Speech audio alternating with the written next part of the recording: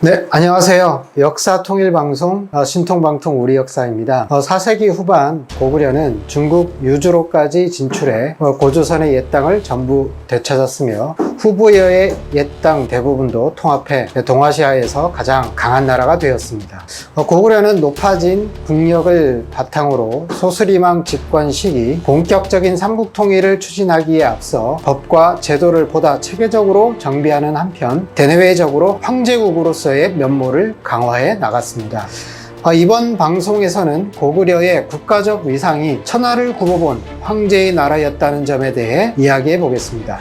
고구려의 왕들은 처음부터 천자로 칭했습니다. 광개토 왕릉비에는 천재의 아들, 황천의 아들로, 모두를 묘지명에는 해와 달의 아들, 위서에는 해의 아들, 삼국사기 고구려 본기에는 천재의 아들인 해모수의 아들 또는 천재의 아들 등으로 시족 동명성왕이 천재의 아들로 묘사되어 있습니다. 천자라는 말은 하늘이 낸 유일한 임금이며 자기 위에 그 어떤 권력자도 없으며 오직 자기만이 최고의 지위에서 군림하는 임금이란 뜻으로 당시 최고 권력자에 대한 칭호였습니다. 고구려의 왕들이 스스로를 천자라고 칭할 수 있었던 것에는 천하의 주인이라는 자각과 자부심이 컸던 데서 비롯되었을 것은 분명한 사실입니다. 그뿐 아니라 실제로도 고구려는 건국 초기부터 후국들을 거느리는 황제국의 면모를 보였습니다. 건국 초기 고구려는 송양왕을 후국의 왕으로 삼고 송양국을 다물도로 만들었습니다. 또 삼국사기 고구려 본기 대무신왕 5년에 고구려의 왕이 부여왕을 봉하여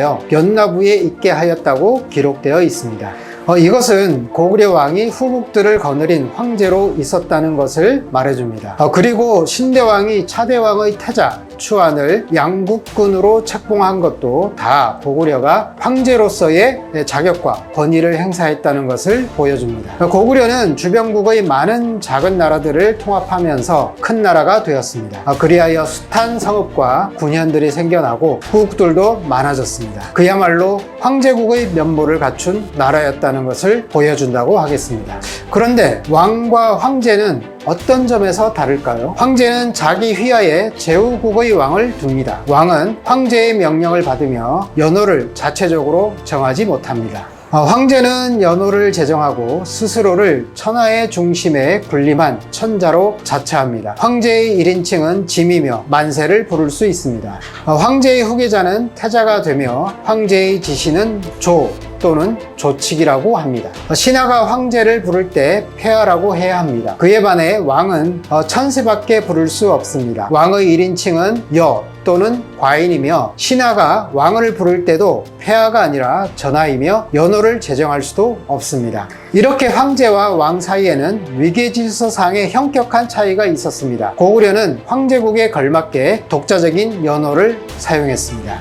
광개토 왕릉 비문에는 광개토 왕의 연호 영락이 기록되어 있습니다. 영락이란 말 그대로 영원히 편안하다는 뜻으로 광개토 왕의 치세가 영원 무궁하며 낙원으로 꼽힌다는 뜻입니다. 광개토 왕은 일명 영락대왕이라고 호칭했다고 광개토 왕릉 비문에 밝혀져 있습니다. 덕흥리 고문의 벽화 묵서에도 영락 18년이라고 쓰여져 있어 덕흥리 벽화 무덤의 주인공 유주자사 진이 영락대왕 즉 광개토 왕의 신하였다는 것을 알 수 있습니다. 이 외에도 고구려의 연호에는 경주 노서리의 서봉총에서 발견된 은합의 연수원년, 충청북도 충주시 노은면에서 발견된 금동물상에 새겨진 건흥 운연을 비롯해 영강, 연가, 경, 태화 등이 있습니다. 삼국시대 우리나라에서의 연호는 고구려에 한하지 않았습니다. 고구려의 영향에 따라 백제와 신라, 가야까지도 황제를 칭했으며 모두 독자적인 연호를 사용했습니다. 고구려의 소수림 왕은 삼국 통일 정책을 본격적으로 추진하기에 앞서 국가 제도를 동아시아의 강대국 면모에 맞게 고치면서 황제 칭호를 사용했습니다. 물론 그전에도 고구려는 황제국의 면모를 보였지만 동아시아 최강국의 지위에 올라서고 중국의 여러 나라들과 외교 외교 무역 관계를 활발히 하면서 당시 중국에서 사용되던 황제 칭호를 고구려에서도 사용하기로 한 것입니다.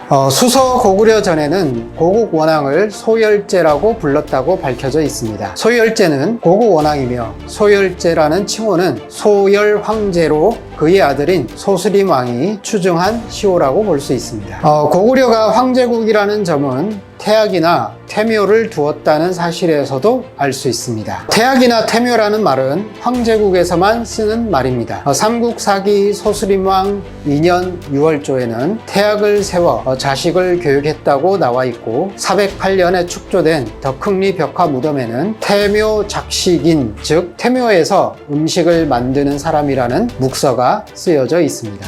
이러한 사실들은 바로 고구려가 황제국이었음을 잘 보여줍니다. 고구려는 황제 칭호를 공식화한 후에도 본래의 왕, 대왕, 호황, 호태왕, 호성왕 등의 칭호들도 계속 사용했습니다. 고구려에서 진행된 하늘의 제사 지내는 제천의식도 황제국으로서의 고구려의 위용을 엿볼 수 있게 하는 대목입니다. 고대 중국의 유교 경전인 예기에 의하면 하늘의 제사 지내는 것은 황제만이 할 수 있고 제후 즉 왕은 산천에 제사하게 되어 있었습니다. 고구려는 당당한 황제국으로서 매년 10월 동맹이라는 제천의식을 진행하였으며 3월 3일에도 사냥을 하고 잡은 짐승으로 하늘과 산천에 제사 지냈습니다. 이렇게 고구려는 황제 국가로서의 국가적 위상에 올라 있었기 때문에 이웃한 중국에서 전쟁을 걸어오거나 외교적 압박을 가해와도 그에 당당히 맞서 싸울 수 있었습니다. 당나라가 자신들을 대국이라고 자처하고 사신 장엄을 보내 고구려에 부당한 압력을 행사하자 고구려는 그를 굴에 가두어 버렸습니다. 또 연나라 황제 풍홍이 고구려에 망명해온 뒤 오만한 행동을 하자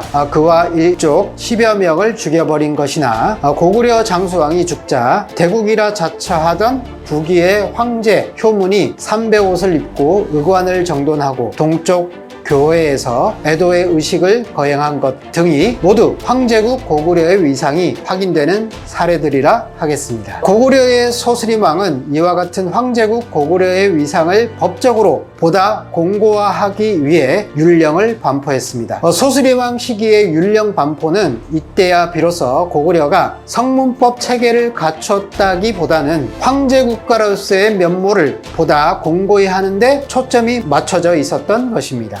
고구려는 당시 중국 여러 나라들에서 사용하고 있던 황제라는 칭호를 도입하고 연호를 제정하며 태학을 설립하고 그에 따른 여러 법과 제도를 체계적으로 정비함으로써 강대국으로서의 면모를 내외에 과시하려는 것이었습니다. 그럼 다음 방송에서 고구려에 관한 또 다른 흥미있는 이야기로 찾아뵙겠습니다. 감사합니다.